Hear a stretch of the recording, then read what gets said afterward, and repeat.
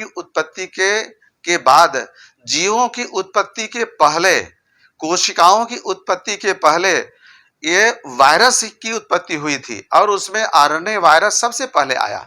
RNA virus के बाद DNA virus की उत्पत्ति हुई, इसके बाद आर्कियो बैक्टीरिया आए, फिर और तरह के बैक्टीरिया की उत्पत्ति हुई जो इस समय पे हैं। तो यह करीब 5 से साढ़े 5 हजार अरब वर्ष पहले इसकी उत्पत्ति हुई थी, ऐसा माना जाता है। वायरस तो अगर देखा जाए यह 2 भाग में बांटा गया है, एक को बोलते हैं विरुलेंट, एक को बोलते हैं नॉन विरुलेंट। इनका जो जीवन क्रम चलता है वह लाइटिक साइकिल और लाइसोजेनिक है। तो अगर ये लाइटिक साइकिल वाला है, जैसे कि यह कोरोना वायरस ये लाइटिक साइकिल वाला है, जिस कोशिका में संक्रमण करेगा उसको मार करके ये बाहर निकलता है। और कुछ ऐसे वायरस हैं जो कोशिका को मारते नहीं, उसी के अंदर ही ये पनपते रहते हैं। तो चूंकि यह कोशिका को मारने वाला वायरस है, लाइटिक साइकिल शो करता है, बडिंग करके बाहर आता है, इसलिए यह बहुत ज्यादा खतरनाक है। प्राकृतिक ढंग से जितने भी वायरस हैं उनका अपना रूप बदलने में, वेरिएंट बनाने में समय लगता है। कई आपने देखा होगा कि कई ऐसे वायरस हैं जो इस पृथ्वी पे आए, और जैसे कि 1918 में आया एक हांगकांग फ्लू, अभी जो 2014-15 में भी आया स्वाइन फ्लू, बर्ड फ्लू, तो इनको बदलने में समय लगता है। लेकिन कोरोना जैसा वायरस ऐसा तो आज तक मैंने कहीं पढ़ा नहीं है न सुना है। तो बहुत से वैज्ञानिक ऐसा मान रहे हैं, नोबेल लॉरेट मान रहे हैं कि ये जो कोरोना वायरस है यह मैन मेड है, इसको बनाया गया, जिसमें विरुलेंट जीन को एक जगह ला करके इकट्ठा कर दिया गया और ताकि ये बहुत जल्दी अपना रूप बदल दे। दूसरा, जब इसको होस्ट नहीं मिलेगा, पोषक कोशिका नहीं मिलेगी, तो इसके अंदर परिवर्तन होगा कि अपने शरीर की इम्यूनिटी आप लोग अगर बना के रखते हैं तो यह वायरस धीरे धीरे समाप्त हो जाएगा।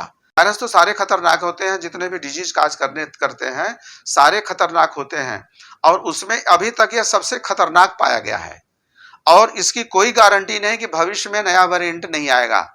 भविष्य में नया वेरिएंट आता रहेगा, क्योंकि एक एनालिसिस किया गया, एक गणना की गई, उस गणना के अनुसार 198 वेरिएंट ये संभव है आरएनए कंटेनिंग वायरस में।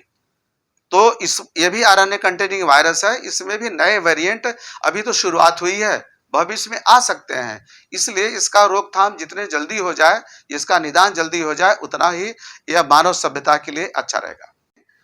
4 ऐसे देश हैं जहां पर वायरस को रखने की व्यवस्था की गई है, और इसलिए किया गया है कि ताकि वहां वैक्सीन बनाने, आवश्यकता पड़ने पे वैक्सीन बनाने की प्रक्रिया शुरू हो जाए। उसमें से एक वुहान सिटी में, जो चाइना का वुहान सिटी है, वहां पर भी वायरोलॉजी लेबोरेटरी में यह व्यवस्था की गई है कि मानव सभ्यता के लिए वैक्सीन बना जाए।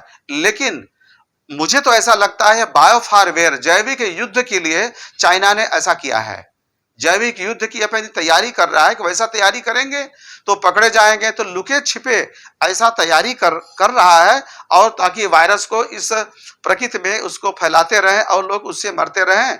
सारी दुनिया तो कोरोना से लड़ने के लिए तैयारी कर रही है, लेकिन ये जो चाइना है अपना सामान बेचने के लिए तैयारी कर रहा है। पूरी दुनिया मानती है, अमेरिका भी यही कहता है कि ल्यूक मोंटाग्नियर जिन्होंने HIV की डिस्कवरी किया, उनको नोबेल प्राइज दिया गया, उनका भी स्टेटमेंट है कि यह मैन मेड वायरस है। एक जापान के भी नोबेल लॉरेट हैं, उनका भी मानना है कि मैन मेड वायरस है। तो जो वैज्ञानिक हैं यह मानते हैं कि मैन मेड वायरस है, क्योंकि जो प्राकृतिक वायरस है उसकी इतनी तीव्र संक्रामकता नहीं होती है। इसमें कोई ऐसा नकारा नहीं जा सकता कि 17वीं शताब्दी से स्मॉल पॉक्स वायरस का प्रयोग करके और जैविक युद्ध में इसकी तैयारी की एक सोच पैदा हो गई थी 17वीं शताब्दी में। तो यह धीरे धीरे छिप करके लोगों ने इस पर काम करना शुरू किया, और चाइना भी इसका उपयोग कर रहा है।